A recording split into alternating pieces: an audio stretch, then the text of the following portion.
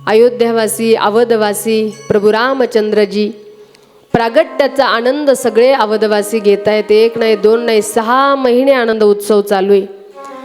परंतु आता नुसतं अवधवासी आनंद घेत आहेत, भगवान शिवांना सुद्धा रघुरायाच्या दर्शनाला जाण्याची इच्छा आहे. पण मग नेमकं कसं जावं? आता जर मी अशा रूपानं गेलो तर मग कोण आलं, काय आलं, दर्शन होईल की नाही सांगता येत नाही. म्हणून त्या ठिकाणी सुंदर त्या ठिकाणी भविष्यकाराचं रूप घेऊन गेले. आणि पाहतात तर एवढी काही गर्दी, भगवान शिवांना कोणी येऊ द्यायला तयार नाही. ढकलून ढकलून ते योगी दिसतात, कोणीतरी आलेलं आहे, भविष्यकार आहे, अशा भावनेनं लुटून दिलं. भगवान शिव त्या ठिकाणी झाडाखाली जाऊन बसले. बरं, राघवालाही भगवान शिवाच्या दर्शनाची इच्छा वाटत होतं की यावं त्यांनी, पण ते आले नाही. महिलांनी लुटून दिलं, ढकलून दिलं. मग एका झाडाखाली जाऊन बसले. पण लहान लेकरू जर असेल आणि त्याला जर काही करायचं असेल किंवा मागायचं असेल तर ते तोंडानं मागू शकत नाही. मग एकच काम असतं त्याच्याकडे, काय? रडणं. भगवान शिव पार्वतीला सांगतात की हे पार्वती, मला सुद्धा जावं वाटलं, मी गेलो. क्याऊ रहू एक कहू निज चोरी, सुनु गिरी जाती दृढमती तोरी. श्री राम जय राम, जय जय राम. मी चोरी केली आणि ते सुद्धा माझ्या रघुरायाला पाहण्याची.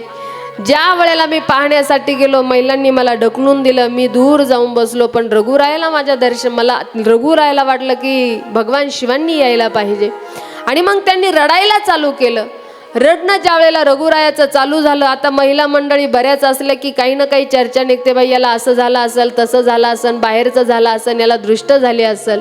महिलांच्या चर्चा महाराज त्याच ठिकाणी सुरू झाल्या. म्हटले अरे दृष्ट झाली, याची काढावी लागेल.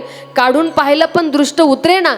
मग कुणाला काही कळतंय का असं काही झालं असेल तर शोधाशोध करू लागले. तेवढ्यात तिकडं बसलेले भगवान, कुणीतरी योगी आहे, जोगी आहे, कुणीतरी दिसतंय. आणि म्हणून त्या ठिकाणी गेले आणि म्हणे, का हो लेकराला जर असं काही बाहेरचं झालं तुम्हाला कळतं का? म्हणे हो चांगलं कळतं.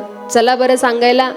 काक भुशुंडीजी बरोबर आहे. ते म्हणले मला पण येऊ द्या ना. नाही नाही म्हणे, तू आपल्या दोघाला घुसू देणार नाही म्हणे. मग मी यांना सगळ्याला सांगून देईल की भगवान शिव क्या अयोध्या के गलियों में नाचे जोगी मतवाला, अलक निरंजन खड़ा पुकारे, देखूंगा तुम्हारा लाला. ओम नमः शिवाय, हरि ओम नमः शिवाय, ओम नमः शिवाय, हरि ओम नमः शिवाय. शैली श्रृंगी लिए हाथ में, हर डमरू तेरे सुन लिए. क्षमक क्षमा करणाचे बाबा, रस के मन में चाह लिए.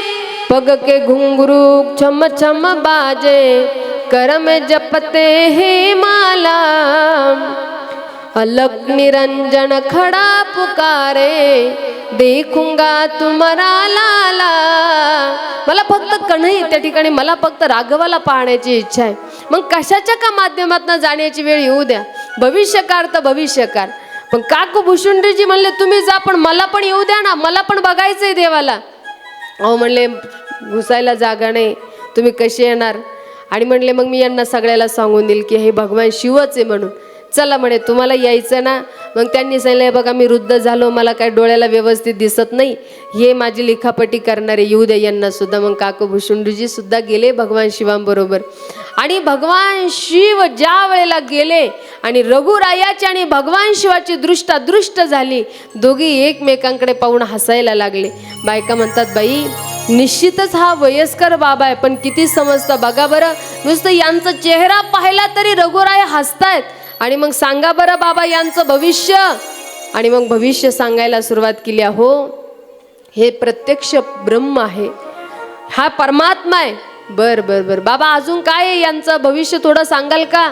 पुढे यांचं काय होईल? राजा होईल का नाही माझं बाळ?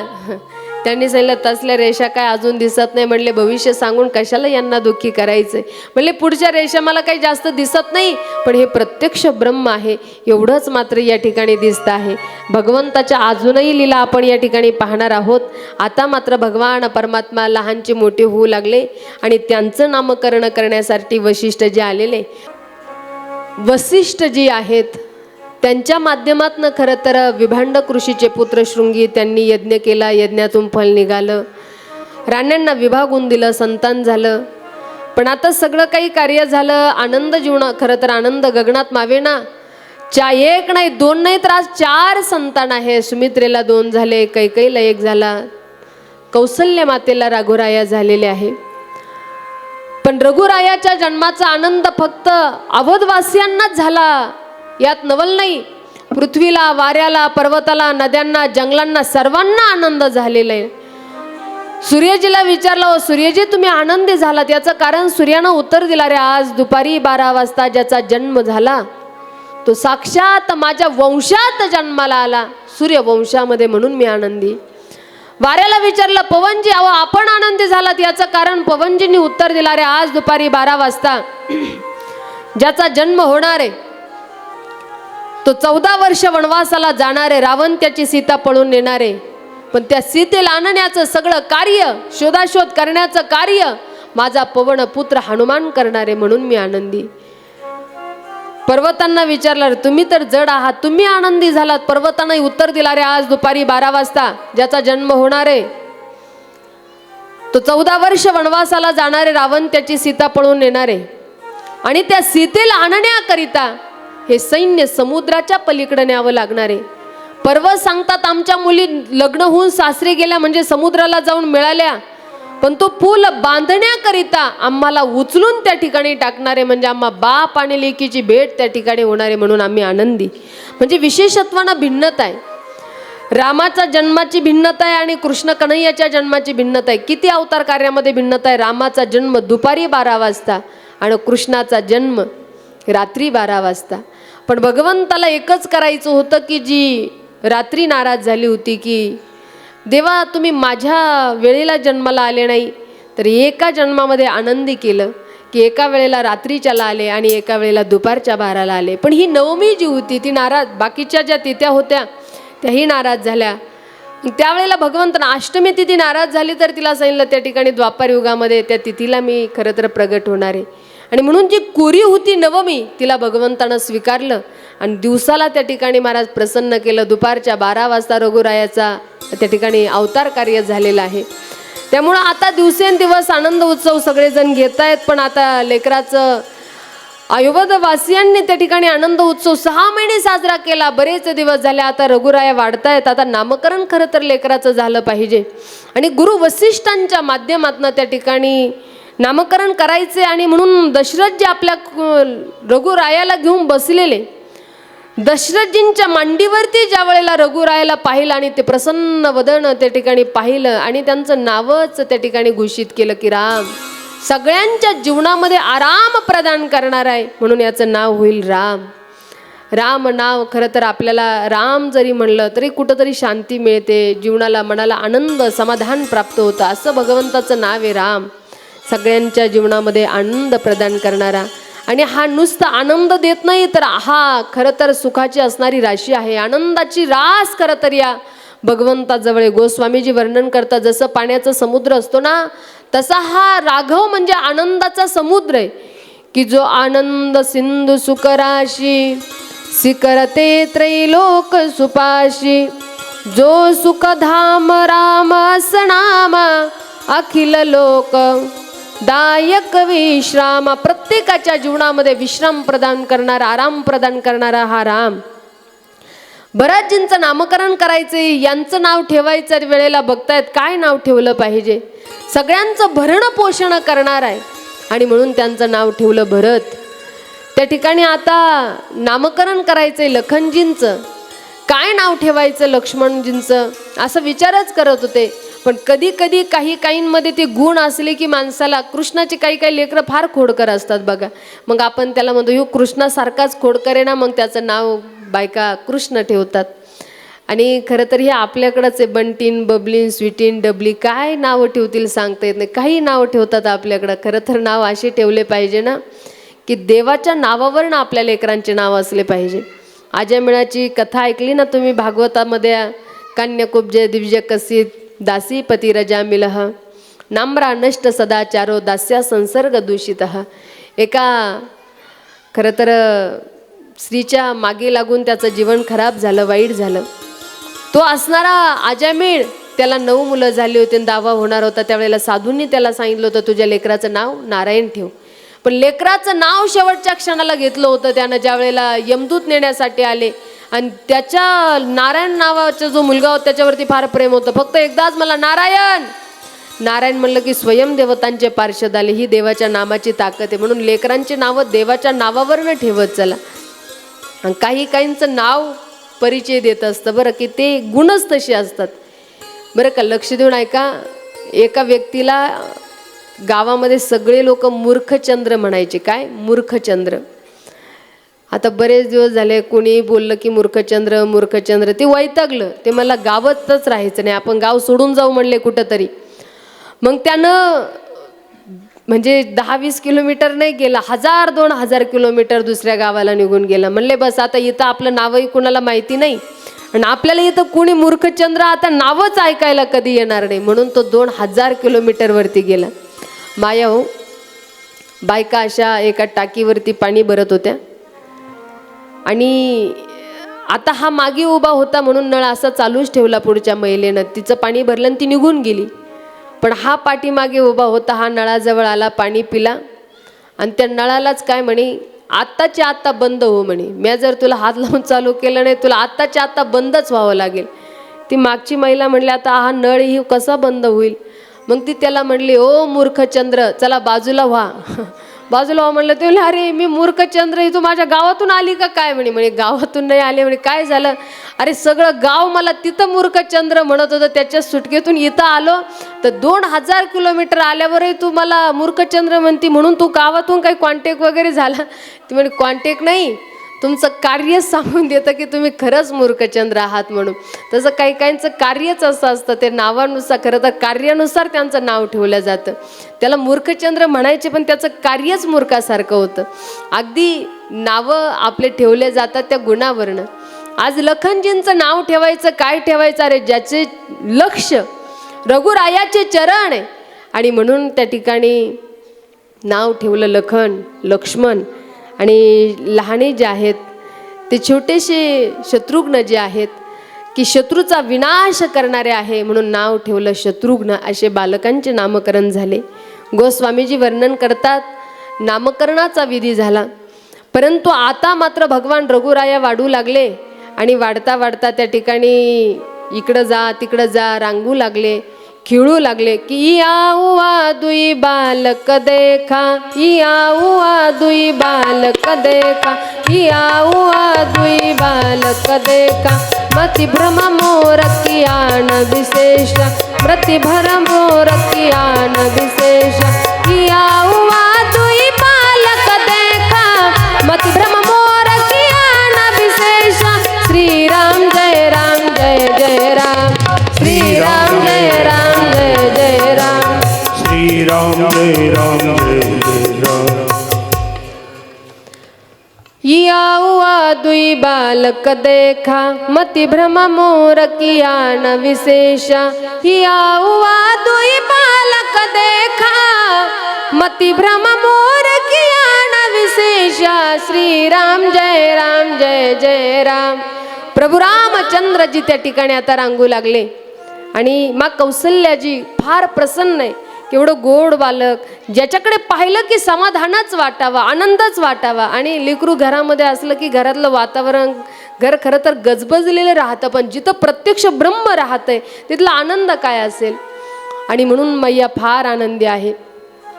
पण रघुरायानं जणू काही ही आई आहे कौसल्या माता, बालक म्हणून माझा सांभाळ करते आहे. परंतु दर्शन द्यायला सुरुवात केली. मैया एक दिवस पूजा करत होती तर पूजा करता करता मैयाला रघुरायाचं स्वरूप मंदिरातही दिसलं, देवघरात. बाहेर जाऊन पाहते तर अंगणातही खेळतोय, आणि इकडे पाहते तर अरे पाळण्यातही तोच आहे, पुन्हा पाळण्यात मंदिरामध्ये येऊन पाहते तर देवघरातही तोच आहे, बाहेर जाऊन पाहते तर असं का होतंय. आणि खरं तर मैया त्या ठिकाणी देवपूजा करताना देवाला नैवेद्य दाखवते आहे, पण तरीसुद्धा हर ठिकाणी तिला राघवाचंच दर्शन होत आहे. आणि आपण सुद्धा माय माऊल्या हो, तुमच्यासाठी अत्यंत महत्त्वाचं आहे बरं. घरामध्ये बनवलेला प्रसाद, बनवलेला स्वयंपाक कधीही आपण त्या ठिकाणी नैवेद्य म्हणून देवतांना दाखवला पाहिजे. पण खरं तर कांदा लसणाचा नैवेद्य कधी देवाला चालत नाही बरं. एरवी जरी आपण स्वयंपाक करत असेल, कृष्ण कन्हैयाची भक्ती करणारे जे आहेत, इस्कॉनवाले वगैरे, हा जो चैतन्य महाप्रभूंचा संप्रदाय आहे त्याच्यामध्ये कांदा लसूण बिलकुल वर्ज्य, खातच नाही ते लोक. वृंदावनला सुद्धा सगळं काही बिना कांदा लसणाचं. एकमेव आपणच आहे की आपण जास्त प्रमाणात कांदा लसण खातो, परंतु कांदा लसण हा तिकडे वर्ज्यच आहे, खातच नाही ते मंडळी. पण आजही आपण घरामध्ये कधी नैवेद्य बनवतच असाल तर कांदा लसण कधी टाकायचा नाही. देवासाठी सेपरेट नैवेद्य बिना कांदा लसणाचा करायचा. आज आम्ही ठाकूरजीची भक्ती पूजा करतो ना, आम्ही सुद्धा कधी देवाला कांदा लसणाचा नैवेद्य दाखवत नाही. देवाला कांदा लसण दाखवणं म्हणजे खरं तर ही पाप आहे बरं. त्यामुळं कांदा लसणाचं नैवेद्य ठाकूरजीला, पांडुरंगाला कधी दाखवायचाच नाही. फार झालं तर बिना कांदा लसणाचं करा, पण देवांना नैवेद्य दाखवलं तर विश्वाला भरण पोषण केल्याचं पुण्य आपल्याला प्राप्त होत असतं. म्हणून कधीही आपला घरचा प्रसाद हा नैवेद्यच झाला पाहिजे, बनवलेलं अन्न हे नैवेद्यच झालं पाहिजे. असं जर वाटत असेल तर आम्ही देवाला काय पहिल्यांदा भोग दाखवला पाहिजे. खरं तर छोटे छोटे क्रियाकर्म असतात की ते आमच्याकडं होऊन जात असतात, परंतु गृहस्थाश्रमासाठी खरं तर हे सुद्धा एक मोठी क्रियाकर्म आहे की रोज आम्ही गौमातेला रोटी द्यावी, कुत्र्याला रोटी द्यावी, पशुपक्ष्यांना त्या ठिकाणी धान्य टाकावं. आपण जे अन्न शिजवतोय ज्या चुलीवरती तिलाही थोडासा काहीतरी भोग आपण दिला पाहिजे. आणि आलेल्या अतिथीला सुद्धा आपण त्या ठिकाणी, आलेला अतिथी त्याला कधी शिळं अन्न वाढायचं नाही. आम्ही काय म्हणतो, त्यांना मागितले नाही घरात मग द्या शिळं, नाही. आपण जर आलेल्या अतिथीला शिळं अन्न जर वाढत असेल, देत असेल त्याला खाण्यासाठी, तर लक्ष देऊन ऐका, आपण श्रीमंत जरी असलो तरी सुद्धा आपल्याला दरिद्री व्हावं लागतं. म्हणून आलेल्या अतिथीला कधीसुद्धा शिळं अन्न कधी वाढायचं नाही. देता आलं तर प्रेमानं सात्विक भोजन द्या, आपण जे बनवलं ताजं ते द्या, पण शिळं अन्न कधी अतिथीला वाढायचं नाही. म्हणून आपल्या शास्त्रामध्ये ज्या काही छोट्या मोठ्या चुका, छोटे छोटे क्रियाकर्म आमच्याकडून होतात. तुम्ही झाडून घेताना कधीतरी किडामुंगी त्याच्या म्हणजे आपल्याकडून मेल्या जातात, किडामुंगी मरतात. कधी कधी अशी पाप करायची इच्छा नाही पण कधीतरी ते पाप होऊन जातं. त्यावेळेला हे ज्या वेळेला पंचम कर्म आपण करतो त्यावेळेला या पापापासून आपली मुक्ती होत असते. म्हणून रोज गौमातेला रोटी देत चला, कुत्र्याला रोटी देत चला, पशुपक्ष्यांना अन्नधान्य टाकत चला, चुलीला त्या ठिकाणी भोग देत चला. आणि पाचवा जो आहे तो अतिथी पूजन शास्त्रानं आम्हाला सांगितलं. हे आपलं कर्तृत्व कर्म आहे, ते आपण केलं पाहिजे. पण अन्न करत असताना, स्वयंपाक बनवत असताना ज्यांच्या घरामध्ये काहीतरी दोष लागलेले, मतलब घरामध्ये मन एकाग्र होत नाही, घरामध्ये सारखी चिडचिड होते, घरातला मालक जर दारू पित असेल तर त्या घरच्या महिलेनं तरी किमान देवाचं नामस्मरण करत भोजन बनवत चला. या नामस्मरणामध्ये एवढी ताकद आहे ना माया हो. एखादा तुम्ही उदाहरण माझ्याकडे भरपूर आहे की ज्या घरामध्ये खरं तर माणसं पिणारे होते, पण त्या घरच्या महिलेनं नामस्मरण करत करत जर अन्न बनवलं, भोजन बनवलं, तर काही दिवसानं त्याची पिण्याची, त्याची खाण्याची सगळी काही बुद्धी नष्ट होऊन जाते. म्हणजे त्याची इच्छा खाण्यापिण्याची राहत नाही. एवढी ताकद भगवत भजनामध्ये आहे, भगवत चिंतनामध्ये आहे. फक्त आपण किती मनापासून करतो ते आपल्यावरती डिपेंड आहे. परंतु आज मात्र स्वयं कौसल्या माता त्या ठिकाणी देवघरामध्ये जाऊन भगवंताला नैवेद्य दाखवते. तिथेही रघुरायाचं दर्शन झालं. या वा दुई बालक देखा.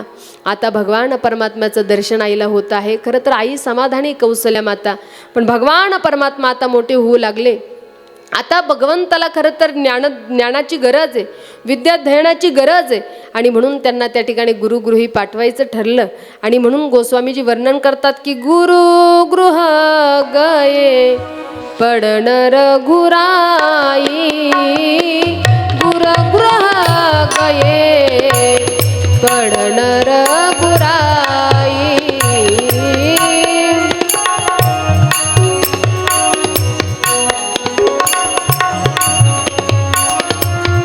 गुरु गृह पढ़न रघुराई गुरु गृह गए पढ़न रघुराई अल्पकाल विद्या समाई अल्पकाल विद्या समाई श्रीराम जय राम जय जय राम श्रीराम जय राम जय जय राम श्रीराम जय राम गुरुग्रह गये पडन रघुराई विद्याध्ययनासाठी गुरुगृही जाऊन राहिले आणि आज खरं तर आपण गुरुगृही गेलं पाहिजे. बरं आज आम्हाला वाटतं पैसे दिलं का आम्हाला सगळं जागेवर उपलब्ध व्हावं, अजिबात नाही. शिक्षा विद्याध्ययन जर करायचं असेल तर आम्ही गुरुच्या सानिध्यात गेलं पाहिजे, आश्रमाची सेवा घडली पाहिजे, काहीतरी गुरूंची सेवा घडली पाहिजे. खरं तर त्या विद्याध्ययनाला अर्थ आहे. आज वसिष्ठांकडे जाऊन कमी दिवसामध्ये विद्याध्ययन करतात आणि आता मात्र भगवान परमात्मा ज्या वेळेला घरी आले त्यावेळेला या चारही भावंडांबरोबर अतिशय आनंदाने राहत आहेत. त्या ठिकाणी भावंड आल्याशिवाय, भाऊ आल्याशिवाय जेवणार नाही, प्रत्येक कुठे गेले काय गेले काळजी घेणार, एवढं प्रेम रघुरायानं अगोदर करून दाखवलं. आणि मग तुमच्यासाठी तो आमच्यासाठी एक आदर्शवत कथा खरं तर रघुरायाची आहे. माऊली विचार जर केला ना, रघुरायांनी विद्याध्ययन केलं पण विद्या आल्यानंतर माणसाला कधी अभिमान येऊ नये. पण आजकाल असं होतं ना, आम्हाला विद्या आली की अभिमानी होतो. एखादा इंजिनियर झाला, थोडासा स्वराचा आवाज कमी कर, एखादा विद्याध्ययन करू लागला की पगार जास्त झाला, शिक्षण काहीतरी मोठं पद मिळालं की फार अभिमानी होतात. त्यांना असं वाटतं आमच्यासारखं कुणीच नाही, आमच्यासारखी विद्या कुणालाच नाही. अरे पण एक पद असं आहे की विद्या विनयेन शोभते. विद्या आल्यानंतर आम्हाला विनय यावा, आम्हाला थोरा मोठ्यासोबत बोलावं वाटावं, त्यांच्याशी चर्चा करावी वाटावी, त्यांच्यासोबत जावं वाटावं, वडीलधाऱ्यांचा प्रणाम करावा वाटावा, त्या ठिकाणी त्यांची सेवा करावी वाटावी. त्याला खरं तर त्या विद्येला अर्थ आहे. आणि जर ती विद्या घेतल्यानंतर जर आम्हाला कुणापुढं नतमस्तक व्हायला लाज वाटत असेल, कुणापुढे झुकायची लाज वाटत असेल, कुणापुढे त्या ठिकाणी आम्हाला चर्चा करायची लाज वाटत असेल, काही काही स्वतःच्या पदात फार मस्त राहतात तो, ते म्हणतात नाही नाही काय कुणापुढं झुकायची गरज आहे, आपल्याकडं पद आहे, आपण या पदावर आहे, आपण त्या पदावर, अरे आपण काय घेऊ, तुका म्हणे आले समर्थाचे म्हणा तरी हो ये राणा रंक त्याचा. देवाच्या मनात आलं ना कधी राजाचा आपल्याला सिंहासन सोडावं लागेल आपल्याला सुद्धा सांगता येणार नाही. म्हणून फार अभिमान माणसानं कधी करायचं नाही. देवाकडून शिकायचंय आपल्याला, या चरित्रातून नुसतं ऐकायचं नाही. विद्या विनयेन शोभते. आम्ही श्रीमंत आहे म्हणून त्या श्रीमंतीच्या गमिंडीत कधी राहायचं नाही. आलोय ना या धर्ममंडपात, इथं वाटेल ती सेवा आम्हाला करण्याची खरं तर इच्छा झाली पाहिजे. मी श्रीमंत आहे म्हणून मी कसा झाडू घेऊन कसं पत्रवाळी उचलू, नाही नाही असं मनात सुद्धा येऊ नये. नाही नाही, आज गावचा सप्ताह आहे, आपलं कर्तव्य आहे, ही गावची सेवा आहे असं प्रत्येकाला वाटलं पाहिजे. नाही हा धर्ममंडप आपण झाडला पाहिजे, नाही नाही इथं आपण आलो पाहिजे, आपण नृत्य केलं पाहिजे. मी जर इथं नृत्य केलं तर मला दुसरा काय म्हणेल, तिसरा. अरे देवासमोर नाचायची आणि भक्तीमध्ये क्रियाकर्म करण्याची काय लाज असावी. हे सगळं काही जे आहे ते आपल्या आत्मउद्धारासाठी आहे, म्हणून लाज कधी नसावी आणि विनय प्रत्येकाजवळ असला पाहिजे. त्या धर्ममंडपात आपण येतोय ना, मी श्रीमंत आहे, मी गरीब आहे, माझ्याकडे हे सगळं तिथं सोडायचं. कुठं? जिथं आपण चप्पल सोडतो तिथं. आणि या धर्ममंडपात आलं की देव माझा, रघुराया माझे आणि मी रघुरायाचा, हा भाव प्रत्येकाजवळ असला पाहिजे. तेव्हा कुठंतरी खरं तर आपला उद्धार निश्चितपणानं होणार आहे. आणि म्हणून रघुरायांचं जीवन एवढं विनम्र आहे की बंधुराज कुठे गेले, आले की नाही, तेव्हा सगळ्यांशी चर्चा करून, सगळ्यांशी वार्तालाप करून, सगळ्यांची विचारपूस करून भगवंतांना झोपावं. आणि एवढंच नव्हे की दररोजचा भगवंताचा नित्यनेम गोस्वामीजी वर्णन करतात की प्रातकाल उठ के रघुनाथा, प्रातकाल उठ के रघुनाथा, मातु पिता गुरु नावही माता, मातु पिता गुरु नावही माता, श्री राम जय राम जय जय राम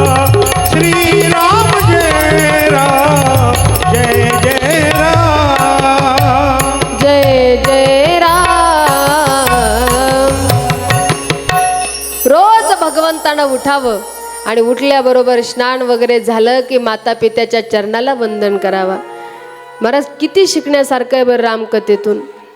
आपण थोडं जरी मोठं झालो तर आम्हाला कुणाच्या पुढे नतमस्तक व्हायला लाज वाटते, पण भगवान स्वयं रोज उठले स्नान वगैरे झालं की मा तू पितू गुरु नावई माथा, गुरुदेवांना प्रणाम करतात, आपल्या आईवडिलांना प्रणाम करतात. दररोजचा नित्यनियम भगवंताचा आहे. आज जर आपण एखाद्या लेकराला विचारलं, अरे बाबा त्याला म्हणावं लागतं, अरे दर्शन घे बरं, आपल्या घरी महाराज आले, ते जा, मी नाही घेणार तुम्हीच घ्या. म्हणजे हे का होतंय असं? कुठंतरी आपण संस्कारासाठी कमी पडलेलो असतो. त्या लेकराला सांगावं लागतं, अरे बाबा महाराज घरला आले, त्यांच्या पाया पड. मग बळच काही त्याचं मुंडकं घेतात आणि आमच्या डोक्यावर असं जोरानं टेकवतात. तरी ते लेकरू असं टेकवीत सुद्धा नाही महाराज, पण बळच डोकं दाबून धरतील, बळच त्याचं डोकं टेकवतील. एका लेकराला म्हणलं, का रे तुझे घरचे तुला आग्रह करतात पाया पड पाया पड. मी लपड ना पाया. ते मला म्हणलं, नाही नाही जा, मी नाही पडणार.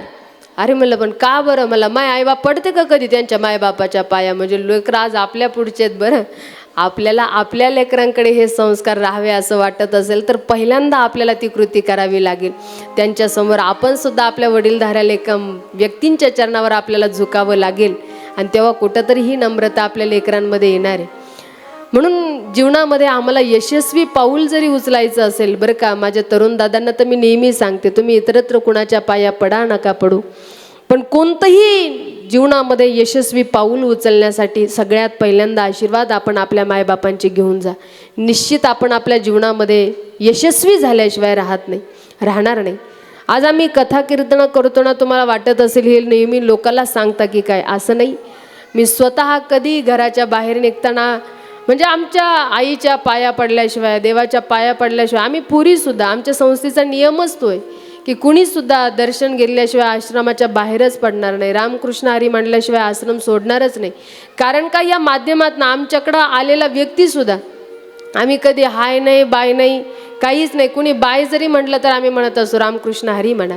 म्हणजे आपण ज्या वेळेला कुठंतरी ही क्रिया करतो त्यावेळेला पुढे कुठंतरी कुणीतरी करणारे. आता आमच्या पुरी शाळेतून जरी चालल्या ना, शाळेत चालतात त्यावेळेला कुणी जरी पाहिलं त्यांना माहिती या पुरी रामकृष्ण हरीशिवाय दुसरं बोलणार नाही. मग तेच म्हणत असतात, दीदी रामकृष्ण हरी, पुरी हो रामकृष्ण हरी. हे का होते? कारण आपल्याला कृती पहिल्यांदा करावी लागते. तसं आज आपल्या लेकरांकडून आपल्याला अपेक्षा असते की नाही नाही यानं झुकावं, यानं मस्तक टेकवावं, पण नाही, आधी आपल्याला ती कृती करावी लागणार आहे. आपल्याला थोर मोठे आले, संत आले की आपल्याला पहिलं झुकावं लागेल, तेव्हा लेकरांवरती कुठेतरी हे संस्कार होणार आहे. आणि म्हणून स्वयं रघुजी त्या ठिकाणी, रघुवर त्या ठिकाणी दर्शन घेत आहेत, सगळ्यांशी आदरानं वागतायत. परंतु आता मात्र गोस्वामीजी वर्णन करतात, दिवसामागे दिवस निघून गेले आणि एक दिवस रघुरायाला नेण्यासाठी प्रत्यक्ष गोस्वामीजी लिहितात की विश्वामित्र महामुनी ज्ञानी बसही बिपिन शुभा आश्रम जानी, बसही बिपिन शुभाश्रम जानी,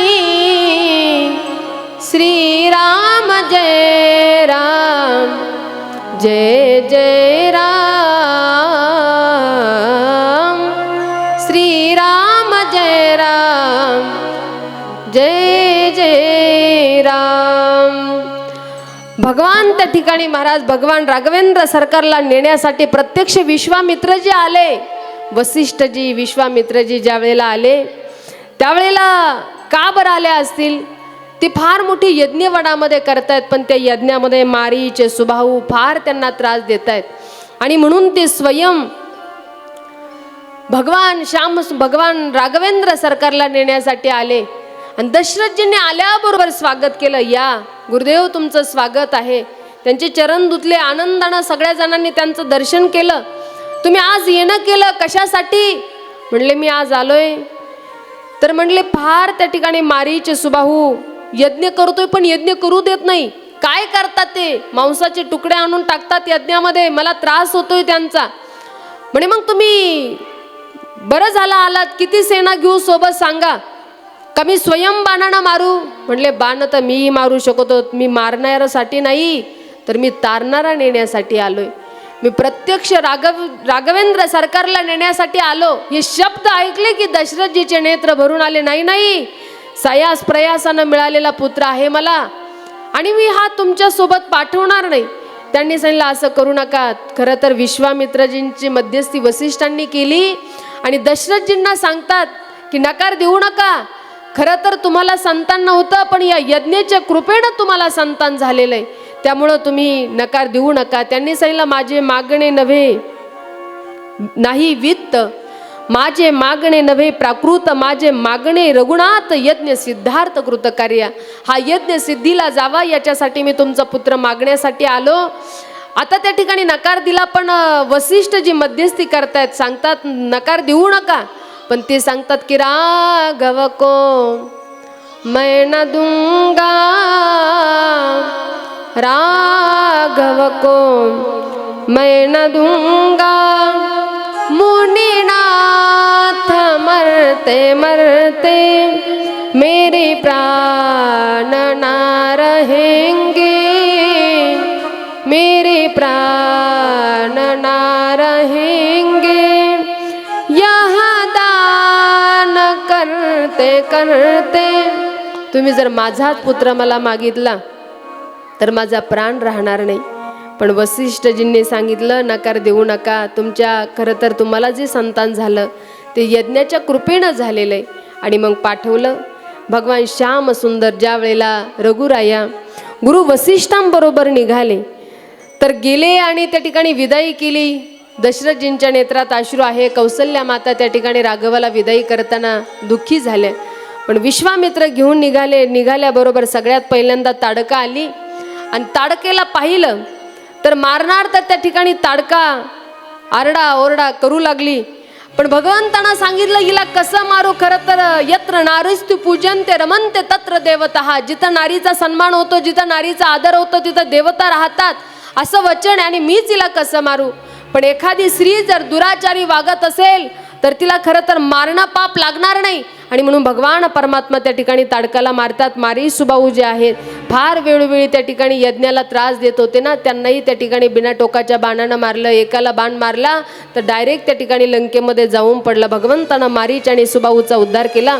सगळीकडे आनंदाचं वातावरण आहे. जयघोष होऊ लागला की प्रभू रामचंद्र भगवान की, प्रभू रामचंद्र भगवान की जय. जय श्रीराम, जय जय श्री जय जय श्रीराम, जय जय श्रीराम. आनंद परमात्मा त्या ठिकाणी विश्वामित्रजी सांगतात की आता रघुराया कार्य झालं, पण अजून एक कार्य. नाही नाही म्हणले आता आई वडील घरी वाट पाहत असतील, गेलं पाहिजे. नाही म्हणे एक कार्य मात्र अजून तुमचं बाकी. काय? जी अहिल्या शिळा होऊन पडलेली तुमच्या चरणस्पर्शानं तिचा उद्धार होणार आहे. कोण होती ही अहिल्या? माहिती आपल्या सर्वांना, कधी ना कधी आपण चरित्र ऐकलेलं आहे अहिल्याचं. ही गौतम ऋषीची असणारी पत्नी अहिल्या होती. ही ब्रह्मजींची कन्या होती. लक्ष द्या बरं. पण इंद्र हिला मागायला आला होता ब्रह्मजीकडे. पण ब्रह्मजींनी सांगितलं की नाही नाही मुलगी मी तुम्हाला देणार नाही. त्यांनी इंद्राला मुलगी दिली नाही. परंतु गौतमजी ऋषी होते. काही काहींचं आचरणच एवढं शुद्ध असतं महाराज की कधीच लग्न झाल्यानंतर परस्त्रीकडे वेगळ्या दृष्टीनं कधी पाहत नाही. अशी बोटावरती मोजण्या इतके पुरुष असतात बरं का. पण खरं तर हे जे जीवन आहे असं एकनिष्ठतेचं कुठंतरी पाहायला भेटतं. गौतमजींचं एवढं प्रेम आपल्या पत्नीवरती आहे की महाराज मतलब लग्नाच्या अगोदर ही माझी धर्मपत्नीच होणार ही ठाऊक नाही. पण ज्या वेळेला ब्रह्मजींना काही कारणास्तव बाहेर जायचं, गौतमजींना सांगितलं होतं की हिला तुमच्याजवळ ठेवून तो हिची देखभाल करा, हिच्याकडे लक्ष राहू द्या. तर त्या गौतम ऋषींनी तिच्याकडं वर नजर करून सुद्धा वाईट दृष्टीनं पाहिलं नव्हतं. म्हणले अरे हा खरं तर योगी पती आणि तो जर माझ्या मुलीला भेटत असेल तर हे भाग्य थोर. आणि म्हणून ते योगी असणारा पती मुलीसाठी शोधला आणि गौतम ऋषीबरोबर अहिल्याचा विवाह झाला. मी काल बोलून गेले तुम्हाला. आज आम्ही फक्त पोरीची संपत्ती मुलाची संपत्ती पाहतो. त्याच्याकडं किती जमीन आहे, त्याच्याकडं किती प्रॉपर्टी आहे, तो किती मोठ्या बंगल्यात राहतो. अरे हे पाहण्यापेक्षा त्याच्याकडं किती संस्कार हे पहा. त्याच्या संस्कारानं खरं तर आपल्या मुलीचं निभवणं होणार आहे, त्याची प्रॉपर्टीनं नाही. हा भली कोटीची प्रॉपर्टी, पण जर पिल्याशिवाय तो झोपतच नसेल, काय काडी लावायची त्याच्या इस्टेटीला? अजिबात नाही. असली चुकीची स्थळं आपल्या मुलींसाठी पाहू नका. माझी विनंती असेल तुम्हाला, फक्त प्रॉपर्टीच्या नादात कित्येक मुली तुम्ही काही मायबापांनी त्या घरी लोटल्या आणि त्या पोरींनी आत्महत्या केल्या महाराज. केवळ मुलगा त्या ठिकाणी व्यसनी आहे, त्या ठिकाणी घरच्या स्त्रीवर त्याचं लक्ष नाही. आणि म्हणून असं कुठंतरी चांगल्या मार्गानं मार्गस्थ जीवन जगणारा जर एखादा सात्विक वृत्तीचा मुलगा, गरीब असू द्या, भलं हिला खुरपं घेऊन कामाला जाण्याची वेळ आली तरी चालेल, पण हिचं जीवन त्या ठिकाणी चांगल्या प्रकारे निभवेल अशाच घरी खरं तर आपली मुलगी दिली पाहिजे. तिची संपत्ती, तिला दिलेली संपत्ती तिच्या कामाला येणार नाही, पण त्या घरचे चांगले संस्कार मात्र हिच्या कामाला येणार आहे. म्हणून चांगल्या संस्कारवान घरामध्ये आपल्या मुली द्या. आज खरं तर भोगीपती पाहिला नाही तर योगीपती पाहिला. आणि म्हणून अहिल्याचं सुद्धा आपल्या गौतम ऋषीवरती फार प्रेम आहे, आणि गौतम ऋषीचं सुद्धा आपल्या पत्नीवरती फार प्रेम आहे. आणि म्हणून एकनिष्ठ पती भेटायला सुद्धा भाग्य लागतं बरं, आणि असे एकनिष्ठतेचे पती खरं तर भेटले पाहिजे. पण आज अहिल्याचं एवढं भाग्य थोर की गौतम ऋषीसारखे योगी पती त्यांना मिळाले. पण लक्ष देऊन ऐका बरं, कधीतरी मनुष्याचा अपमान झाला ना तर तो एक शोधच घेत राहतो की याचा अपमानाचा बदला मी कधी कुठे कसा घेऊ.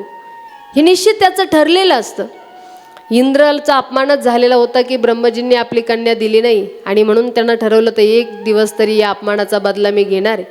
आणि म्हणून एक दिवस चंद्राला सहयोगी बनवलं, आणि अवेळी जाऊन त्या चंद्रानं कोंबडा रूपानं बाग दिला. कोंबड्याचा बाग ऐकल्याबरोबर गौतम ऋषींना वाटलं पहाट झाली आणि रोज गंगेवरती स्नानाला जात होते. त्या पद्धतीनं स्नानाला गेले, आणि स्नान करता करता स्नान करणार तर तिथं आवाज आला, म्हणे बाळा तो अवेळी स्नानाला आला, काहीतरी तुझ्याबद्दल अघटित त्या ठिकाणी घडणार आहे.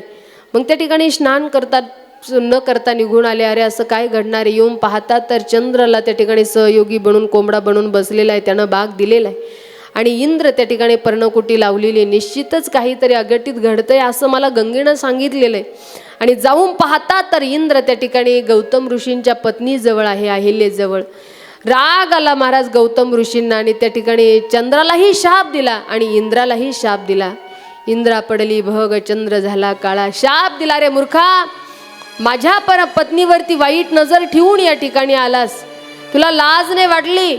शाप देऊन टाकला इंद्राला आणि चंद्राला. परंतु दोघेही त्या ठिकाणी शरण आले, माफ करा माफ करा. त्यावेळेला इंद्राला सांगितलं होतं ज्या वेळेला धनुष्यभंग रघुरायाच्या हातानं होईल, तो आवाज ज्या वेळेला तुझ्या कानावरती पडेल त्यावेळेला तू त्या दोषातून शापातून मुक्त होशील. परंतु अहिल्याकडं पाहिलं आणि द्वेषानं रागानं बोलू लागले, अगं अशी कोणती धर्मपत्नी आहेस तू, पतिव्रता आहेस की परपुरुषाचा हात आणि स्वतःच्या मालकाचा हात तुला कळू नये? आणि त्या ठिकाणी अशी कोणती पतिव्रता आहे की स्वतःचा मालक सुद्धा तुला ओळखायला येऊ नये? त्या ठिकाणी लज्जित होऊन त्या ठिकाणी मान खाली घातली. प्रभू स्वामी मला माफ करा, मी अपराधी आहे, मी चुकलेली, पण विनाकारण माझ्या हातानं हा दोष घडलेला नाहीये. त्यावेळेला त्यांनी सुद्धा तिला शाप दिला, अरे दगडासारखी जड बुद्धीची झाली, जा तू दगड होशील.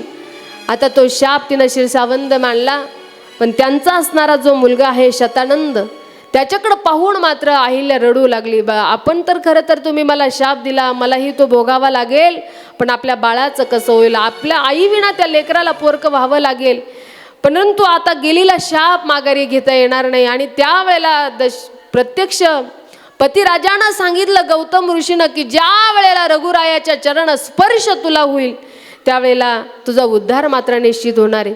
आणि म्हणून ही सरसणारी शिलावनामध्ये पडलेली, आणि ज्या वेळेला रघुराया मार्गानं मार्गस्थ गंगेमध्ये ताडका मारली, स्त्रीला त्या ठिकाणी हात लागला, दोष झाला असं म्हणून गंगेमध्ये स्नान केलं निघाले, तर त्यावेळेला आवाज आला त्यांच्या कानावरती की श्रीराम जय राम जय जय राम, श्रीराम जय राम जय जय राम. हरी बोल.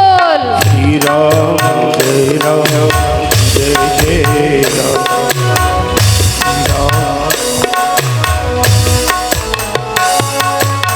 त्या दगडातून त्या शिलेतून आवाज आला, श्रीराम जय राम जय जय राम, श्रीराम जय राम जय जय राम, श्रीराम जय राम जय जय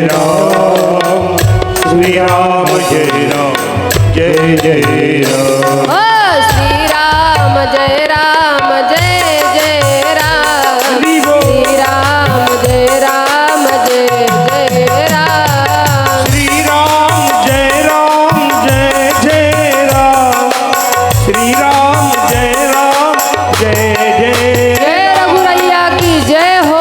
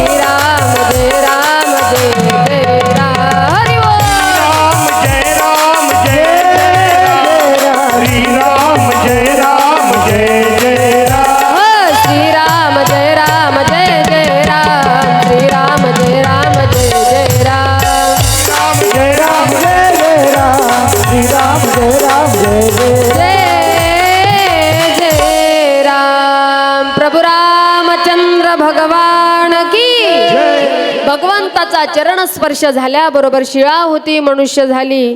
थोर कीर्ती वाखाणली मूळ रूपामध्ये प्रगट झाली. भगवंताचं दर्शन तिनं केलेले. आता भगवान परमात्मा सामोरे येत आहेत, गंगेमध्ये स्नान करतायत. आता मात्र भगवान परमात्मा चले राम लक्ष्मण मुनी संगा गये जहा जग पावनी गंगा.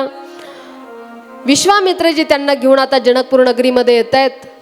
आणि आमराई पाहण्यासाठी ज्या वेळेला दोघे बंधू गेले त्यावेळेला जनक राजाला कळालं की नगरीमध्ये प्रत्यक्ष विश्वामित्र जे आलेले त्यांना भेटण्यासाठी आले. आणि दोन सुकुमार येताना पाहिले. वा वा, असाच जावई खरं तर मला असला पाहिजे. कोण आहे ते? त्यावेळेला विश्वामित्रजींनी परिचय दिला. हे दशरथ नंदन राज दुलारे, खरं तर हे राम आहेत. त्यांचे असणारे बंधू हे लक्ष्मण जे आहेत, किती सुंदर नयनरम्य यांचं असणारं हे स्वरूप आहे. अतिशय त्या रूपाला मोहित झाले आणि विश्वामित्रजींना सांगतात की आम्ही एक धनुष्य यज्ञाचा कार्यक्रम ठेवलेला, जो कोणी भंग करेल, जो धनुष्य उचलील त्याच्याबरोबर माझ्या जानकीचा विवाह होणार आहे. आणि म्हणून खरं तर मला तर यांच्याकडे पाहिल्यावर असं वाटतं की हा धनुष्य उचलण्यासाठी हेच समर्थ असावे, एवढं सुंदर यांचं स्वरूप आहे. मनोमन प्रसन्न झालेले या दोनही सुकुमार बालकांना पाहून सगळी काही व्यवस्था केली. गुरुजींच्या चरणाची, विश्वामित्रजींच्या चरणाची रघुराया पूजा करतायत. आता मात्र त्या ठिकाणी पूजा झाली. ज्या वेळेला विश्वामित्रजी झोपी गेले, जनकजी आपल्या नगरीमध्ये गेले आणि सगळी काही त्या यज्ञाची तयारी चालू आहे. तेवढ्यात हे दोनही बालक फुलं आंबराई पाहण्यासाठी गेले. त्यावेळेला जानकीजी प्रत्यक्ष भगवतीची पूजा गिरिजा मातेची पूजा करण्यासाठी फुलं तोडायला आली. पण एका मैत्रिणीनं फुलं तोडता तोडता या दोघांना पाहिलं आणि ते तिथंच उभा राहिले. हालेना, बोलेना, डुलेना, काहीच करीना. त्यावेळेला पाहिलं. अगं म्हणले, जानकीजी म्हणते, अगं काय झालं तुला? तू का बोलत नाहीस? तू तर हालत सुद्धा नाहीस. ती म्हणे, अगं माझ्या तर वरती काहीतरी जादूटोणा झाला. काय जादूटोणा झाला? म्हणे, तुला सुद्धा तो जादूटोणा होणार. म्हणे, कशाचा? कुठे होतोय? म्हणे, इकडे तुला दाखवते. या दोन सुकुमार बालकांना, या दोन सुकुमारांना ज्या वेळेला जानकीनं पाहिलं त्यावेळेला जानकी सुद्धा की राम को देख कर श्री जनक नंदिनी, राम को देख कर श्री जनक नंदिनी, बागों में जा खड़ी की खड़ी रह गई, राम को देख कर श्री जनक नंदिनी, राम को देख कर श्री जनक नंदिनी, बागों में जा खड़ी की खड़ी रह गई, बागों में जा खड़ी की खड़ी रह गई.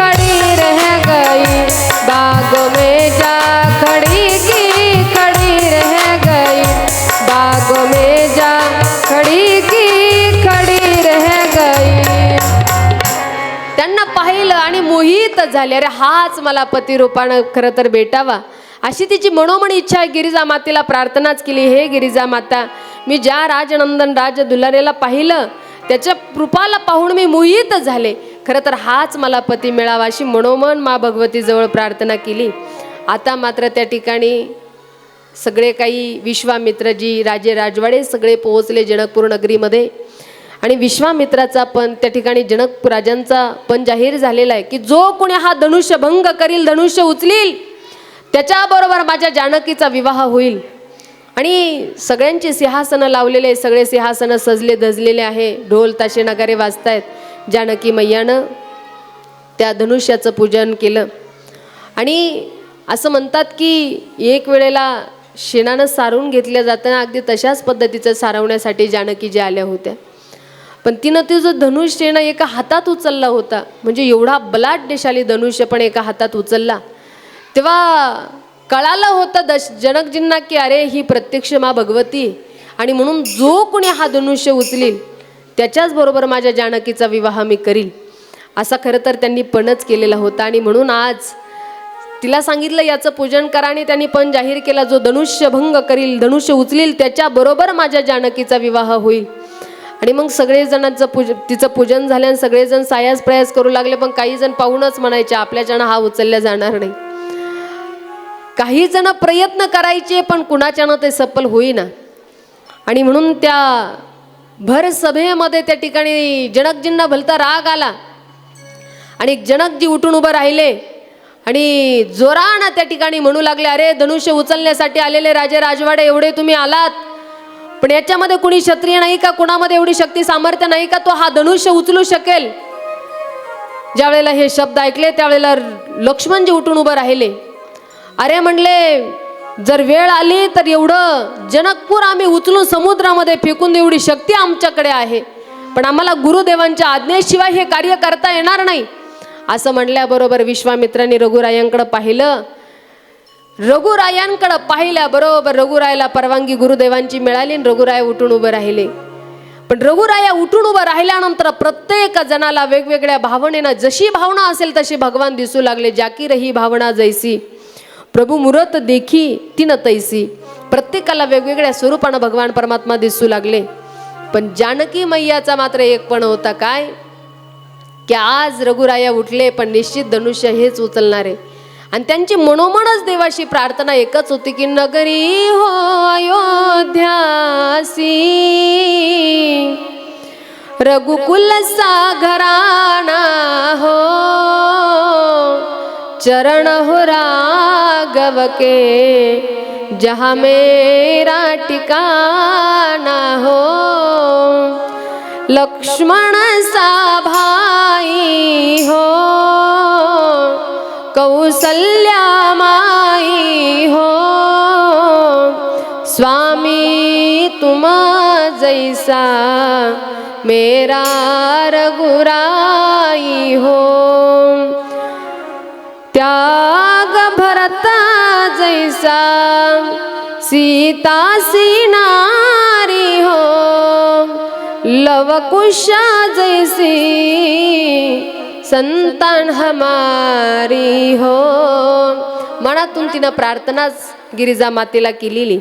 आणि त्यामुळे ज्या वेळेला रघुराया उठले त्यावेळेला कुरुळे केस, अतिशय सुंदर त्या ठिकाणी बाणासारख्या भुवया, नयन त्या ठिकाणी अतिशय कोमल सुंदर आहे, ओठांचा आकार अतिशय सुंदर, लाल बुंद झालेले ते ओठ आहे. भगवंताचं स्वरूप पाहून प्रत्यक्ष प्रत्येकाला जाणवलं की धनुष्य खरं तर हेच उचलील, धनुष्य हेच भंग करील.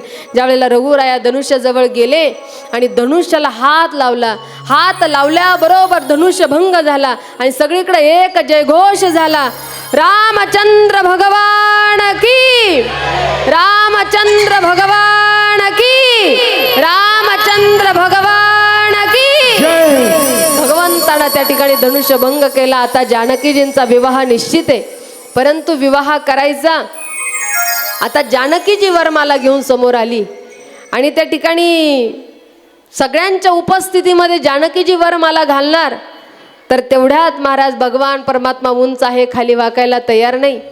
आणि आणि भगवंतानं सांगितलं सासूरवाडीत मी वाकणार नाही, आणि म्हणून स्वयं लक्ष्मणजी दर्शन करायला गेले. भगवंत खाली वाकले, जानकीने वरमाला घातली. पण अशीच जर वरमाला घातली तर अशीच कुप्रथा पुढे पडेल, आणि म्हणून खरं तर योग्य मुहूर्तावरती विवाह सोहळा संपन्न झाला पाहिजे. आज मात्र पुनश्च विश्वामित्राच्या माध्यमातून सगळे काही अयोध्यामध्ये बातमी पसरली, अयोध्यामध्ये निरोप मिळाला, आणि सगळेच त्या ठिकाणी राघवेंद्र सरकारच्या विवाहाची तयारी करत आहेत. आता मात्र त्या विवाहाचा क्षण आता जवळ आलेला आहे. आपणही सर्वजण त्या सोहळ्यांना आनंदित होणार आहे.